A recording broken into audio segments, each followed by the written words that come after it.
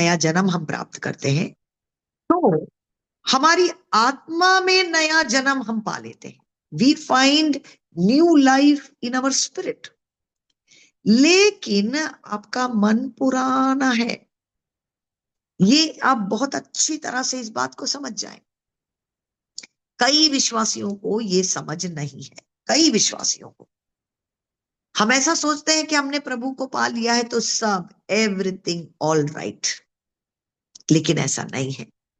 मान लीजिए कोई व्यक्ति 18 साल की उम्र में आपने प्रभु को पाया, तो प्रभु को पाते ही पवित्र आत्मा तुरंत आपके अंदर वो नए जन्म का एहसास लेकर के आती है, एक्सपीरियंस लेकर के आती है, जिससे आपकी आत्मा में आप नया जीवन पा लेते हैं। लेकिन आपका माइंड जब से आप पैदा हुए हैं वो 18 साल में जहां तुम पले बढ़े, जैसा तुम्हारा परिवार था, जैसे तुम्हारे माता पिता थे, जैसी तुमको सीख मिली, जो कुछ भी तुमने देखा, तुमने सुना, तुमने महसूस किया, ठीक है, या जो कुछ भी तुम्हारा एक्सपीरियंस रहा, उस हिसाब से हमारा माइंड जो है थोड़ा बहुत बन जाता है। हम उस तरह से सोचने लगते हैं, हमारी विचारधाराएं उस तरह से हो जाती है, हमारा बातचीत उस टाइप का हो जाता है। ठीक है, तो एक व्यक्ति जब प्रभु को पा लेता है तो आप सोच लीजिए कि आपका काम अभी खत्म हुआ नहीं है। आप प्रभु के बेटे बेटी बन गए, पवित्र आत्मा को आपने पा लिया, लेकिन एक बहुत बड़ा काम बाकी है जो आपकी जिंदगी के अंत तक एवरी डे आपको करना है। और वो क्या है? 12 के 2 में जो हमने पढ़ा, आपके बुद्धि को नया बनता जाना पड़ेगा। आपके मन में एक नवीकरण हर दिन आपको प्राप्त करना है, प्रभु के वचन को जानना है, अपनी पुरानी विचारधाराओं को हटाना है, पुराने एक्सपीरियंस में से जो कुछ भी आपने समझा है वो समझ को हटाकर प्रभु के समझ को लेकर के आना है। तब जाकर के आपके चाल चलन में जो है बदलाव आएगा। वही ना ये वचन सिखाता है कैसे एक व्यक्ति का ट्रांसफॉर्मेशन होता है। How can a person be transformed? आप कलीसिया जाते हैं, आराधना करते हैं, ठीक है, आप जो है प्रभु भोज में भाग लेते हैं, सब कुछ करते हैं, लेकिन आपने देखा नहीं है कि कई बार 8 10 15 साल विश्वासी होने के बावजूद कलीसिया में घुसते निकलते सब कुछ तो तुमने कर लिया, पर जिंदगी में कोई बदलाव नहीं। आज भी वही गुस्सा, आज भी वही नफरत, आज भी आपके रिश्तों में प्रेम नहीं, आज भी जो है एक छोटी सी बात किसी ने कुछ कर दी तो आप क्षमा नहीं कर पा रहे। आज भी आपका दिल जो है, जो आप, हो सकता है आपके बचपन में किसी ने आपके साथ कुछ कर लिया हो, आज भी आप वो दिल के अंदर में लेकर के घूम रहे हैं। ठीक है, किसी ने कुछ बात आपके अगेंस्ट में बोल दिया तो बस भड़क जाओ तुरंत, वो कंट्रोल ही नहीं कर पा रहे हम। कई बार जब हम झगड़ते हैं तो हम ऐसा बोलते हैं ना, अच्छा मैं अभी प्रभु में आ गया इसलिए मैं कुछ बोल नहीं रहा हूं, पर अगर मेरा वो सच्चा पुराना स्वभाव में निकालता ना तो अभी तुमको मार डालता। और वो हम बहुत घमंड से बोलते हैं, जैसे बहुत बड़ा डायलॉग बोल रहे हैं ना, कि तुम्हारे वास्ते अभी मैं पुराना नहीं, अभी मैं अपना नया स्वभाव निकाल रहा हूं, पर मैं रखा हूं छुपा कर अपने अंदर, जब भी जरूरत होगा तो मैं वो पुराना वाला निकालूंगा, है ना।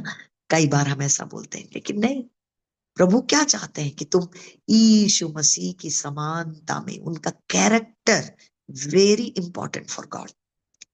आपका जिंदगी, आपके दिल के अंदर में क्या चलता है, आपकी चिंताएं क्या है, जो कोई और आदमी नहीं देख सकता है कि नहीं? जो हम अपने आप में बैठ करके करते हैं उसको कौन देखता है? लेकिन प्रभु के लिए वो बातें बहुत मायने रखती है, क्योंकि वो पहले तुमको सुधारेगा, तुमको पवित्र बनाएगा, तब जा करके प्रभु अपनी मिनिस्ट्री के लिए तुम्हारा उपयोग करना चाहेंगे। ये वचन में हर एक जगह आप देख सकते हैं। मसीह की जिंदगी में देख लीजिए, 30 साल तक वो क्या कर रहे थे। कई बार मैं ऐसा सोचती हूँ, 30 साल में उन्होंने अपना मिनिस्ट्री शुरू किया, अगर थोड़ा पहले शुरू कर लेते तो कितने और रोगी जो है चंगे हो जाते, कितनों को और आशीष मिल जाता, कितना ज्यादा सीख लोगों को मिल जाता, चिन्ह चमत्कार हो जाता। लेकिन 30 साल तक मसीह, 3.5 साल का जो मिनिस्ट्री था उसके लिए 30 साल अपने माता पिता की अधीनता में रहते हुए उनका कैरेक्टर शेप हुआ। He learned obedience by the things he suffered. उनको जो है आज्ञा पालन करने का वो ट्रेनिंग मसीह के लिए भी जरूरी था। तो अपने आप को समर्पित करें। वो इनर हीलिंग, वो एक बहुत बड़ा टॉपिक है, लेकिन मैं नहीं छू पाऊंगी उसको, बहुत जरूरी है।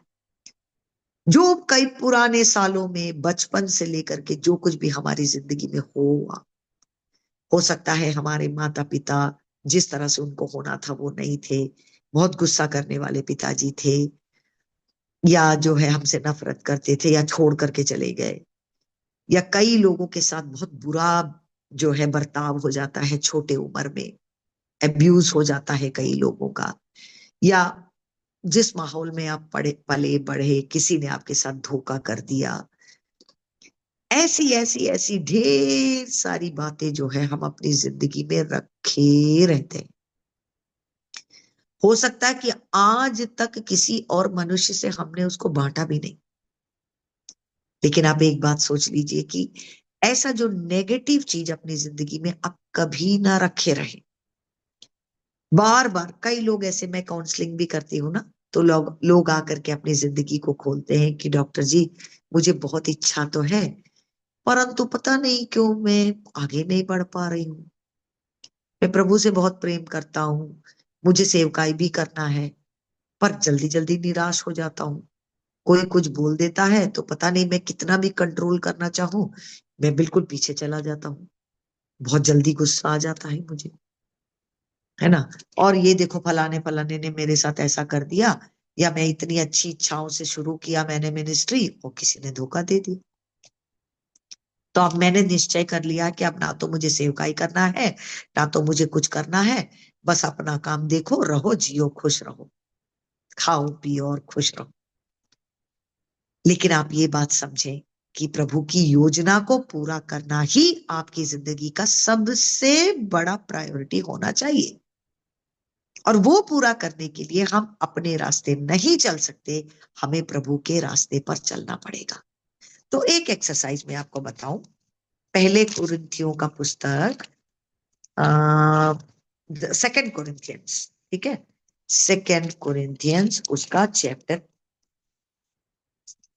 4, नहीं चैप्टर 10, दूसरे कुरिन्थियों का पुस्तक उसका 10वां अध्याय, सेकंड कोरिन्थियंस चैप्टर 4 उसका 4 और 5, 3 से लेकर के पढ़ेंगे। क्योंकि यद्यपि हम शरीर में चलते फिरते हैं तो भी शरीर के अनुसार नहीं लड़ते, क्योंकि हमारी लड़ाई के हथियार शारीरिक नहीं पर गढ़ों को ढा देने के लिए परमेश्वर के द्वारा सामर्थी है। सो हम कल्पनाओं को और हर एक ऊंची बात को जो परमेश्वर की पहचान के विरोध में उठती है खंडन करते हैं, और हर एक भावना को कैद करके मसीह का आज्ञाकारी बना देते हैं। देखिए, ये एक आत्मिक युद्ध के लिए जो है कैसे पोजीशन करना है ये पौलुस सिखा रहे हैं।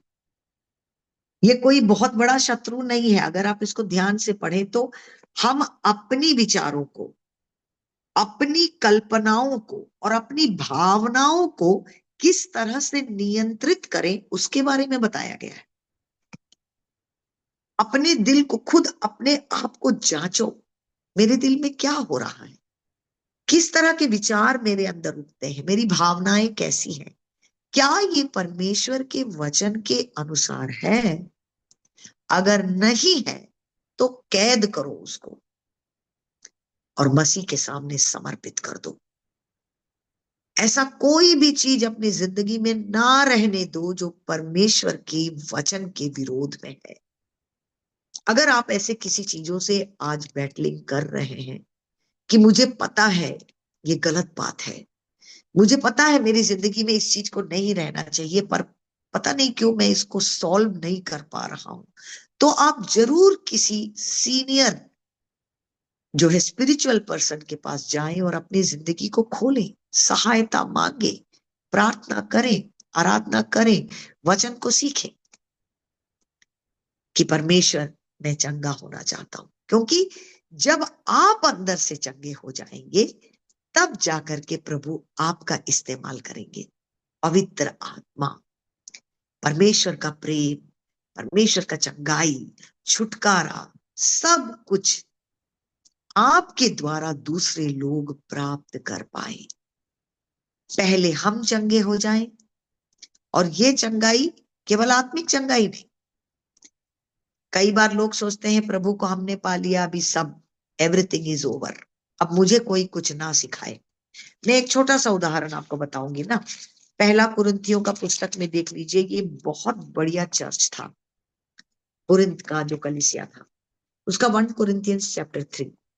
पर उस कलीसिया के अंदर इतना गड़बड़ चीज होता था कि पौलुस बिल्कुल उनका दिमाग खराब हो गया ना इनके बारे में सुन के कि ये लोग क्या कर रहे। प्रभु को पा लिया, पवित्र आत्मा को पा लिया, कितना चिन्ह चमत्कार उनके द्वारा हो रहा है, पर इनका लाइफ अभी भी ठीक नहीं है। तो देख लीजिए वो क्या बोलते हैं, पहला कुरिन्थियों 3 अध्याय। हे भाइयों, मैं तुमसे इस रीति से बातें ना कर सका जैसे आत्मिक लोगों से, परंतु जैसे शारीरिक लोगों से, और उनसे जो मसीह में बालक हैं। मैंने तुम्हें दूध पिलाया, अन्न ना खिलाया, क्योंकि तुम उसको ना खा सकते थे, वरन अब तक भी नहीं खा सकते हो, क्योंकि अब तक शारीरिक हो। इसलिए कि जब तुम में डाह और झगड़ा है, तो क्या तुम शारीरिक नहीं और मनुष्य की रीति पर नहीं चलते? इसलिए कि जब एक कहता है मैं पौलुस का हूं और दूसरा कि मैं अपोलुस का हूं, तो क्या तुम मनुष्य नहीं? अपोलुस कौन है? पौलुस कौन है? केवल सेवक। ठीक है। तो यहां पर हम क्या पढ़ रहे हैं कि पौलुस कह रहे हैं कि देखो, छोटे बच्चों को हम दूध पिलाते हैं, जब बच्चे बड़े हो जाते हैं तो उनकी उम्र के हिसाब से उनको खाना जो है थोड़ा और हम सॉलिड बनाते जाते हैं। लेकिन पौलुस कह रहे हैं कि तुमने प्रभु को तो पा लिया, कितना साल हो गया, लेकिन आज भी मैं ये नहीं कह सकता कि तुम एक आत्मिक व्यक्ति हो, क्योंकि तुम आज भी शारीरिक हो। तुम्हारा स्वभाव जो झगड़ा है, जो नफरत है, जो तुम लॉबी करते हो कि मैं इनका हूं, मैं इस पार्टी का हूं, मैं इस पार्टी का हूं, इस तरह की बातें जो मैं तुम्हारी जिंदगी में देख रहा हूं, इससे मुझे ये समझता है कि तुम्हारी जिंदगी में ट्रांसफॉर्मेशन तो हुआ ही नहीं। तुम आज भी शिशु हो, तुम बालक हो, जो तुम्हारे दिमाग में आता है तुम कर देते हो, जो तुम्हारे मुंह में आता है तुम बोल देते हो। तुम ये सोच भी नहीं रहे कि क्या मैं परमेश्वर की इच्छा के अनुसार कर रहा हूं। इतना भी तुम्हारे अंदर में समझ नहीं है। और वो डांट रहे कलीसिया को, कई जगहों पर इसका रेफरेंस है। और ये पवित्र आत्मा में बहुत जो है इनका वरदान में चलने में ये बिल्कुल आगे है। अगर किसी व्यक्ति की जिंदगी में पवित्र आत्मा के वरदानों को आप काम करता देखें तो कभी इस गलतफहमी में ना रहें कि ये व्यक्ति तो बहुत महान है, बहुत स्पिरिचुअल है। हमेशा एक व्यक्ति के कैरेक्टर को देखो, उसके स्वभाव को देखो, वो कितना मसीह के समान है, वो उतना ज्यादा मैच्योर है, उतना ज्यादा वो एक आत्मिक व्यक्ति है। और इसी चीज को जो है परमेश्वर ज्यादा वैल्यू देते हैं। ठीक है। तो ये आपका इच्छा होना चाहिए। हम शिष्यत्व के मार्ग में निकले हैं, तो हाँ, बहुत चीजों को करना है, अब हम प्रभु में आ चुके हैं, लेकिन सबसे पहला फोकस आपकी जिंदगी की ओर है। प्रभु आपको चाहते हैं, अपने आप को बलिदान चढ़ाओ। प्रभु आपकी जिंदगी में वो रूपांतरण को देखना चाहते हैं, तुम्हारे स्वभाव में बदलाव को देखना चाहते हैं। तुम अपने आप को परमेश्वर में समर्पित करो, पुरानी चीजों को पकड़े ना रहो। अगर दिमाग में, भावनाओं में, इमोशंस में कहीं तुम टूटे हुए हो तो चंगाई को प्राप्त करो। नहीं तो वो प्रभु का जीवन तुम्हारे अंदर में से जो है बाहर नहीं निकल पाएगा। ठीक है। और जब हम देखते हैं ये pastoral epistles, first Timothy, second Timothy, तीतुस का पुस्तक, ठीक है, वहां सब हम देखते हैं कि जब अध्यक्षों के बारे में बताया गया या परमेश्वर के दास लोगों के बारे में बताया गया कि आपके अंदर क्या क्या खूबी होना चाहिए ताकि आपको चर्च में कोई मिनिस्ट्री सौंपा जाए, तो उसमें से आप देखेंगे तो 99% कैरेक्टर के बारे में बताया गया है। ये प्रभु जो है बहुत ज्यादा इन चीजों पर जो है फोकस करते हैं। तो हमारा टाइम अभी खत्म हो चुका है। मैं बहुत सारी चीजें आपको बताना चाह रही हूं, लेकिन केवल ये मैसेज मैं आपके साथ छोड़ूं कि आपका मन बहुत इंपॉर्टेंट है। आपने प्रभु को पा लिया होगा, लेकिन प्रभु आपकी जिंदगी को देखते हैं। आपका मन हो सकता है आज भी पुराना है। क्या आप जानते हैं कि ऐसी भी एक योजना आपकी जिंदगी के बारे में परमेश्वर में है? हो सकता है आप अपने चाल चलन को बदलने के लिए उपवास कर रहे हैं, प्रार्थना कर रहे हैं, दर दर भटक रहे हैं, लोगों से प्रार्थना करवा रहे हैं, कई पास्टर लोग के पास जाकर के उनको बोलते हैं मेरे सर पर हाथ रखो, प्रार्थना करो, पता नहीं क्या गड़बड़ है, मैं आगे नहीं जा पा रहा हूं। लेकिन केवल रोमियो 12 उसका 1 और 2 आप ध्यान करें कि आपके मन के नए होने से आपका चाल चलन बदलेगा। Be transformed by the renewing of your mind. इसीलिए अपने आप को जांच करें, परमेश्वर के वचन को ध्यान करें, अपनी चिंताओं को नीचे रखकर परमेश्वर की चिंताओं को उठाएं, समर्पित करें, प्रार्थना करें कि प्रभु मेरा जिंदगी, मेरा स्वभाव, मेरी इच्छाएं सब मसीह के समान, पवित्र आत्मा मेरे अंदर वो गहरा काम आप करें, वो रूपांतरण को लेकर के आए। आपको पता है ना, मसीह जब मिनिस्ट्री में निकलने से पहले, जस्ट बिफोर, 30 साल वो अपने घर में रहे, अपने माता पिता की अधीनता में परमेश्वर के वचन को सीखा, बलवंत हुए। He grew up in favour and stature with God and man. और मिनिस्ट्री में निकलने से पहले जब उन्होंने बपतिस्मा लिया तो स्वर्ग खुल गया उनके ऊपर और पवित्र आत्मा कबूतर समान उनके ऊपर आई और एक बहुत बड़ी वाणी वहां पर सुनाई पड़ी। वो क्या था? ये मेरा प्रिय पुत्र है और मैं इसमें खुश हूं। This is my beloved son and I am well pleased in him. इसको सुनने के बाद उनके जिंदगी का मिनिस्ट्री शुरू होता है। हालेलुया। तो हाँ, मसीह में हम परमेश्वर के प्रिय बेटे बेटी बन चुके हैं क्योंकि मसीह ने हमारे लिए दाम चुका दिया है। यही वो सुसमाचार है। हम अपने अच्छे कर्मों से कभी प्रभु को खुश नहीं कर सकते हैं, परंतु परमेश्वर में आने के बाद, उनका बेटा बनने के बाद, ये आपकी जिंदगी का बहुत बड़ा एक इच्छा रहे कि प्रभु, I always want to be pleasing in your sight, O God. मैं आपकी आंखों में हमेशा प्रभु आपको भाने वाला एक व्यक्ति रहूं। मैं ऐसी कोई चीज को नहीं करना चाहता हूं प्रभु जो आप पसंद ना करें। I want to love you lord. सबसे बड़ा कमांडमेंट, पूरे दिल से, पूरी शक्ति से प्रभु, हाँ, मैं आपसे प्रेम करना चाहता हूं, अपने आप को समर्पित करना चाहता हूं। सो गॉड ब्लेस यू ऑल। जो कोई भी इस वचन को सुन रहे हैं, मैं ये प्रार्थना आपके लिए करती हूं कि आपके अंदर ये समझ आ जाए कि मेरा व्यक्तिगत जीवन परमेश्वर के लिए बहुत मायने रखता है और पवित्र आत्मा मुझे रूपांतरित कर रही है। इसके लिए मुझे अपने आप को समर्पित करना पड़ेगा, अपने पुराने चाल चलन को छोड़ना पड़ेगा, अपने मन में मुझे नया बनना पड़ेगा, अपने सोच में, अपनी विचारधारा में, अपनी बोली में मुझे नया बनना पड़ेगा। तब जाकर के मेरा चाल चलन बदलेगा। God bless you all and thank you so much. Over to you, Pastor Biju.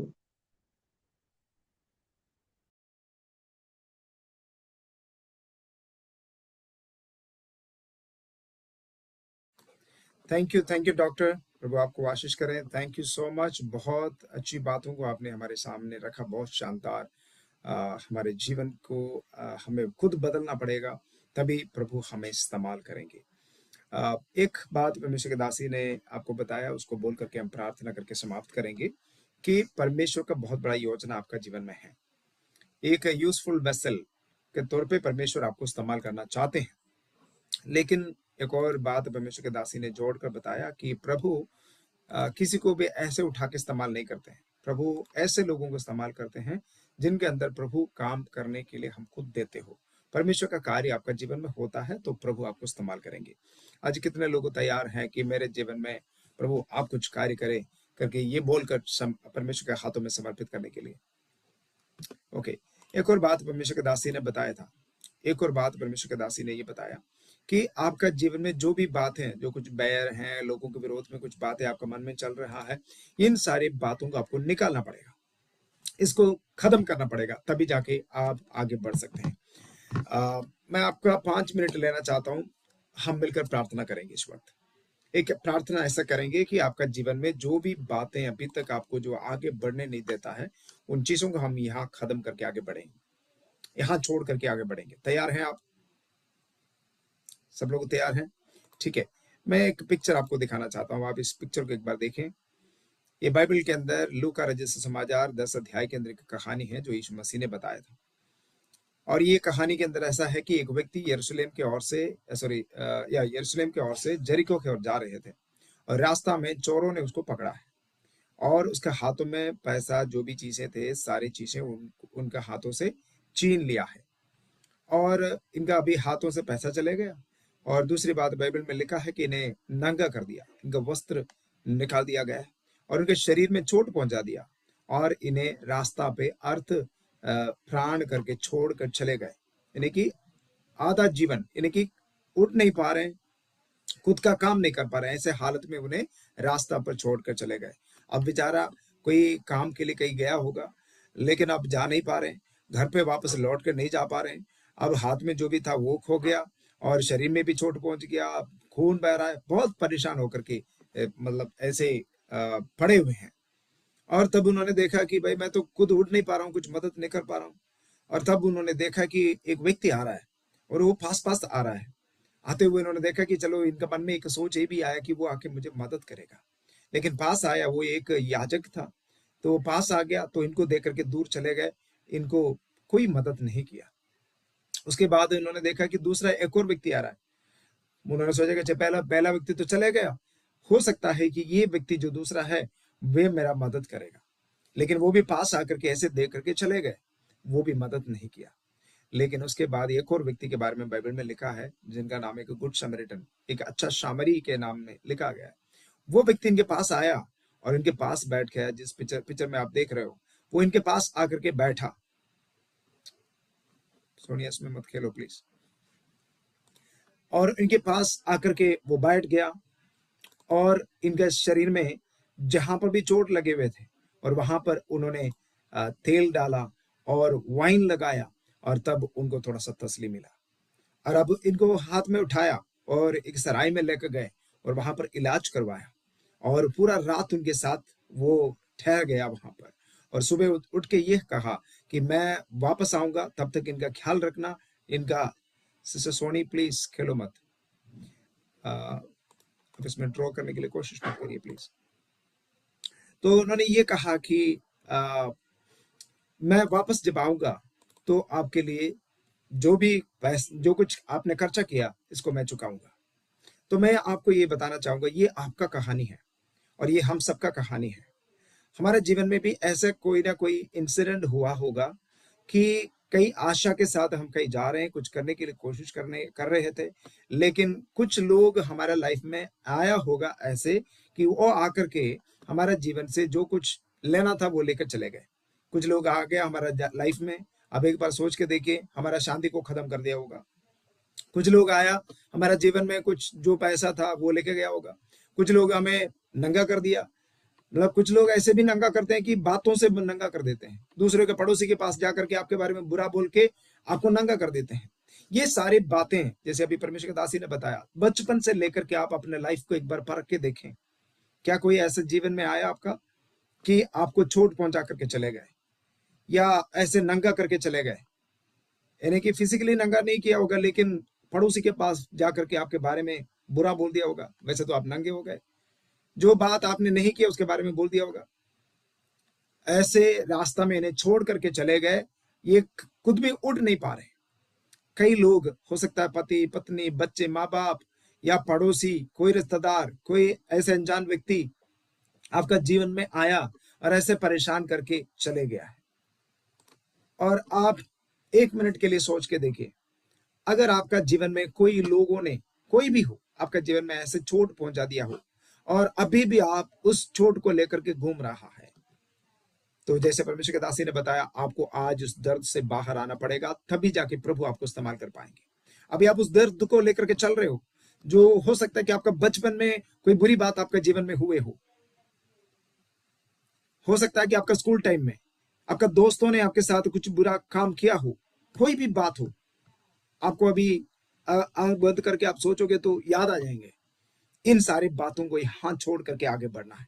एक अच्छा शिष्य बनना है तो आपको इन सारी बातों को यहाँ खत्म करना पड़ेगा।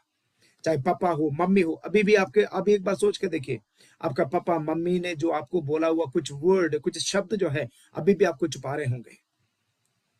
छुप रहा है कहीं ना कहीं, कहीं कोई वर्ड आपको छुप रहा है। और वहां पर दो व्यक्ति आए इस व्यक्ति के पास, एक याजक, एक लेवी, दोनों मंदिर में काम करने वाले हैं, लोगों का मदद करने के लिए चुना गए लोग हैं, लेकिन वो भी मदद नहीं किए हैं, जिसके द्वारा उनके मन में और चोट पहुंचा गया है। अब सोच के देखिए, अपना लाइफ में जो लोग मदद करूंगा करके आपने सोचा था, आपका जो अवस्था में वो भी मदद नहीं कर पाए होंगे, वो भी आपका मन में एक चोट का तरह अभी भी रखे हुए हैं, तो उनसे माफ करने के लिए आप तैयार हो? तो आज प्रभु आपको इस्तेमाल करेंगे। आज हम मिलकर इस विषय के लिए प्रार्थना करेंगे। आपको पता है ये गुड समरिटन यीशु हो सकता है, यीशु का कहानी है। इनको सराय में लेकर गया और वहां पर उन्होंने एक शब्द कह करके चला गया कि मैं वापस आऊंगा तो बाकी भी मैं चुकाऊंगा। तो यीशु मसीह हमारे जीवन में एक बड़ा आशा देते हैं कि कुछ भी बात हो, मदद करने के लिए वो तैयार है। वो जो अर्थ प्राण होकर के जो नीचे लेट गए, उस बंदे के पास आकर के उन्होंने क्या शब्द कहा होगा? डोंट वरी, अब चिंता मत करिए, मैं हूं तेरे साथ। अब मैं आपसे कहना चाहूंगा, सब लोग अपनी आंखों को बंद करें 2 मिनट के लिए। अब हर बातों को, हर चीजों को आप एक बार भूल जाएं और अपनी आंखों को बंद करें। अभी परमेश्वर के दासी ने आपको बताया, जिस चीजों में आप फंसे हुए हैं, जिस चीज आपको गंदा कर रहा है, जो नफरत हो सकता है, जो काफी सारे दुख हो सकता है, क्रोध हो सकता है, कुछ भी बात हो, ये चीज आपका बर्तन को, आप एक अच्छा बर्तन हो, ये चीज आपको परेशान कर रहे हैं, या आपको गंदा कर रहा है, जो आपको क्रोध में लेकर आ रहा है, इन सारे चीजों से आप एक बार बाहर आने के लिए प्रभु चाहता है। आज उसी के लिए समय है आपके जीवन में। अब आप 2-3 मिनट के लिए जहां पर आप बैठे हैं उसको भूल जाइए, और आप डिवाइस के सामने बैठे हैं उसको भी भूल जाए, अपने आंखों को बंद करें, केवल इस शब्द को आप सुनते रहें, अपना मन को कॉन्सेंट्रेट करें, आपका बचपन में चले जाएं।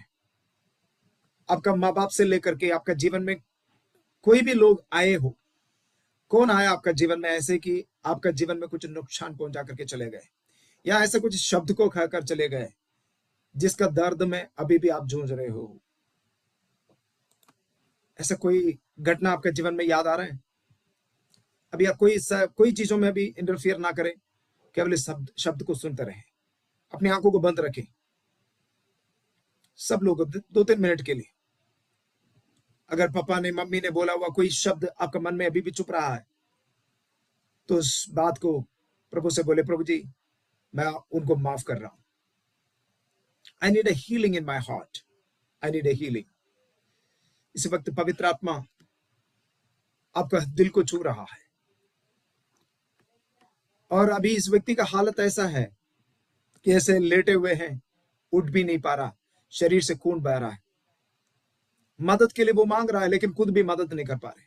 आपका हालत ऐसे है कि आप भी इसी हालत में है कि आप सोच रहे कि भाई कोई मुझे मदद करे, लेकिन कोई है नहीं मेरे जीवन में मदद करने के लिए। कोई करना था वो भी नहीं किए, मेरा हालत एकदम खराब है, दिल से भी टूट चुके हैं। इस व्यक्ति का हालत ऐसा है कि शरीर में भी चोट पहुंच गया उससे ज्यादा दिल में भी चोट पहुंच चुका है। अभी दोनों अंदर और बाहर दोनों जगह में वो दर्द को सह रहा है। क्या आपका दिल में भी, आपका जीवन में भी ऐसा कुछ है कि दिल में भी कहीं ना कहीं चोट है, कुछ दर्द है, कुछ परेशान कर रहा है आपको, जिसकी वजह से आप आगे नहीं बढ़ पा रहे हो? आप देखिए, दो लोग आपको मदद करना था लेकिन किया नहीं, वो चले गए। लेकिन एक व्यक्ति आपके पास आ रहा है, एक व्यक्ति आपके पास चलकर आ रहा है। क्या आप देख पा रहे हो? होली स्पिरिट इस वक्त आपका कमरे में वो उपस्थित यीशु मसीह का उपस्थित है, आपके पास है। जो यीशु मसीह आपके पास चलकर आ रहा है, वो आपको मदद करने के लिए आ रहा है।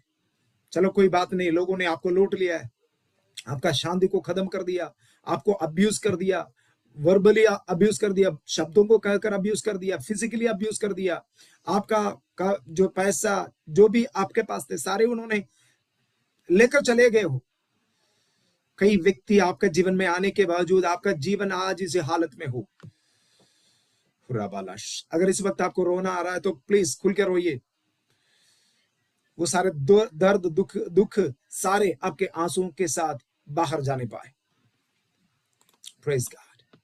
अब विश्वास की आंखों को उठा के देखिए, आपके और एक व्यक्ति चलकर आ रहा है, एक गुड समरिटन, एक अच्छा समरी आपके और आ रहा है। होली स्पिरिट, दुनिया में कोई आपको मदद नहीं कर पाए, लेकिन ये व्यक्ति आपके पास आपके लिए आ रहा है, आपको मदद करने के लिए आ रहा है। जीसस, आपने ये सोचा कि जब दो लोग मदद नहीं किया तो अब आप ये पूछने लगे कि कौन मेरा मदद करेगा, कौन मेरे पास आएगा, मैं कैसे जाऊंगा अपना घर, दोबारा एक जिंदगी मिलेगी मुझे, मैं कैसे जी पाऊंगा? क्या ये सब आपका सवाल है? तो एक शब्द में आपको कहना चाहूंगा, यीशु मसीह आपके लिए जहां पर जिस हालत में आप हो वहां पर वो आपके लिए मौजूद है। जहां पर भी आप हो वहां पर यीशु मसीह आपके लिए मौजूद है। अपनी दिल की आंखों को उठाए और विश्वास की आंखों को उठा करके देखिए, यीशु मसीह का हाथ आपके शरीर में इस वक्त वो रख रहा है। जहां पर भी आपको चोट पहुंच गया है वहां पर अपना हाथ को रख रहा है।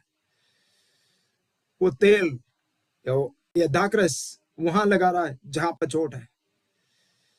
होली स्पिरिट, वो अपने बाहों में आपको ले रहा है, अपने बाहों में आपको ले रहा है इस वक्त। क्या आप इसको अनुभव कर सकते हैं?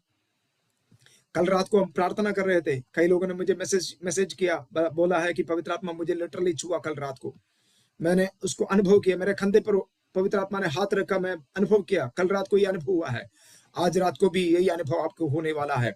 कोई आपको छुएगा, मैं नहीं हूं, मैं आपसे दूर हूं, लेकिन आपका कमरे में यीशु मौजूद है, पवित्र आत्मा आपका कमरे में मौजूद है। आपका जितने भी दर्द होना, जितने भी परेशानों से आप इन दिनों में परेशान हो रहे हो, उससे आपको बाहर लेकर आने के लिए यीशु मसीह आज आपके पास मौजूद है।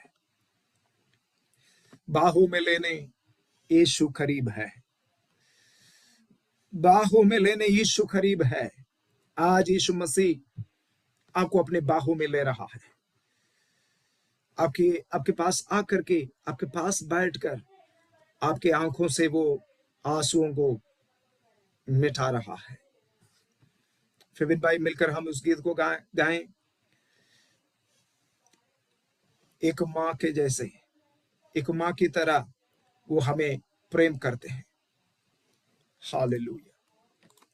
यीशु के नाम से सब लोग अपनी आंखों को बंद रखें, पवित्र आत्मा से बोले, पवित्र आत्मा मुझे तेरी मदद की जरूरत है।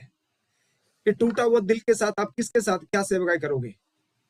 चाहे आपके लाइफ में कितने भी बुरी बातें हुए हो, भूल जाए सारी बात। आज सारी बातों को भूल जाए। आज आपका जीवन का एक नया शुरुआत है, आज एक नया शुरुआत है। आज यीशु मसीह आपके पास है। एक माँ अपने बच्चों को अपने सीने पे लगाते हैं, वैसे यीशु मसीह आपको लगा रहा है। हालेलुया। एक माँ की तरह उस गीत को हम मिलकर गाएंगे। और इसी वक्त आप अपने आंखों को बंद रखें, आप उस चीज को महसूस करें कि यीशु मसीह आपको अपने सीने पे लगा रहा है। आइए अपने सारे दर्द से बाहर, Holy Spirit.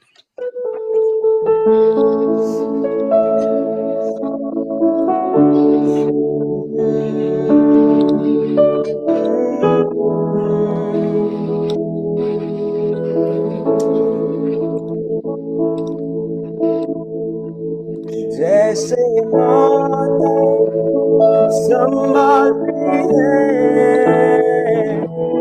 वैसे ईश्वर संभालेगा। जैसे माता संभालती है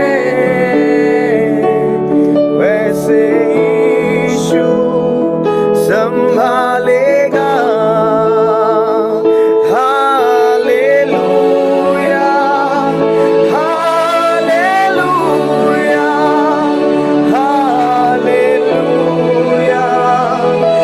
hallelujah hallelujah hallelujah hallelujah hallelujah. सीने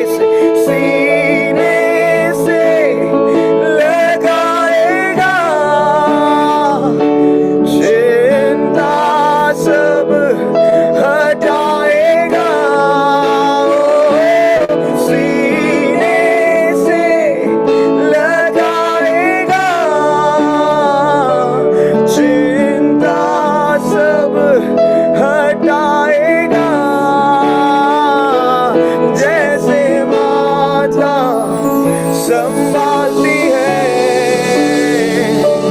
वैसे यीशु मेरा यीशु संभालेगा।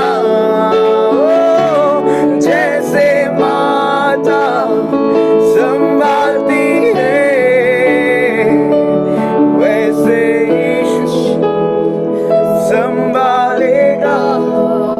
आज ये एक शब्द परमेश्वर आपसे कहना चाह रहे हैं। यीशु मसीह आपके पास खड़े होते हुए कहना चाह रहे हैं कि रो मत।